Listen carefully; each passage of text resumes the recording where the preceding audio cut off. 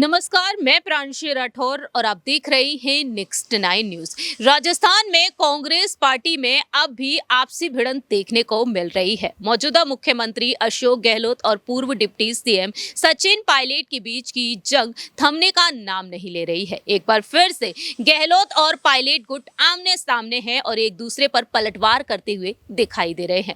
दरअसल आपको बता दें कि जहां एक तरफ कांग्रेस के पूर्व अध्यक्ष और सांसद राहुल गांधी की भारत जोड़ो यात्रा खत्म हो चुकी है, वहीं भारत जोड़ो यात्रा के समापन समारोह में पहुंचे सचिन पायलट, लेकिन चाहकर भी नहीं पहुंच पाए सीएम अशोक गहलोत, क्योंकि इन दिनों वह निमोनिया से पीड़ित हैं और बीमारी के चलते वह घर से बाहर नहीं निकल सकते हैं। सोशल मीडिया पर उन्होंने ट्वीट किया और अपने दिल की बात रखी थी। वहीं उनके ट्वीट पर रीट्वीट किया कांग्रेस से वरिष्ठ नेता आचार्य प्रमोद कृष्णम ने। उन्होंने यहां पर सचिन पायलट को उनका उत्तराधिकारी तक बता दिया कि वह नहीं पहुंच पाए, लेकिन आपका उत्तराधिकारी वहां पर पहुंच गए हैं। इस तरह से यहां पर सचिन पायलट के समर्थन में उन्होंने अपनी बात रखी थी। लेकिन अब यहां पर सीएम अशोक गहलोत के जो सलाहकार हैं संयम लोढ़ा जी, उन्होंने अपनी बात को खुलकर रखा है। उन्होंने अब यहां पर पायलट समर्थकों को जवाब दिया है। दरअसल आपको बता दें कि इस आपसी जंग के बीच यहां पर संयम लोढ़ा ने सीएम गहलोत के समर्थन में अपनी बात रखी है।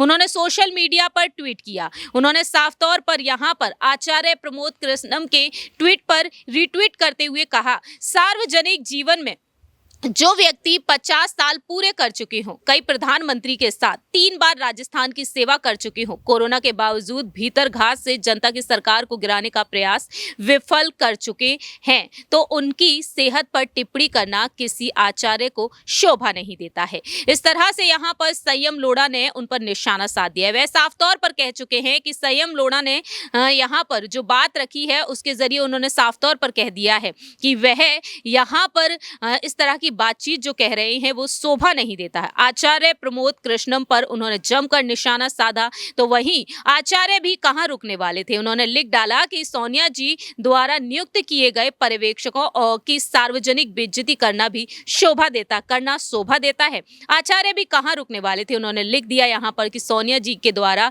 जो पर्यवेक्षक नियुक्त किए गए सार्वजनिक बेइज्जती शोभा देता है। इस तरह से देखा जाए तो अब आपसी भिड़ंत देखने को मिल रही है। मालूम हो कि सचिन पायलट साल 2020 से जब से उनके और उनके गुट के बगावती सुर दिखे, तब से उन्होंने इस्तीफा दे दिया उप मुख्यमंत्री पद से और प्रदेश अध्यक्ष पद से, और तब से वह बिना किसी पद के काम कर रहे हैं। राहुल गांधी, प्रियंका गांधी उनको यहाँ पर सपोर्ट तो करते हैं। वह लगातार स्टार प्रचारक के तौर पर भी देखे गए हैं कई चुनाव में।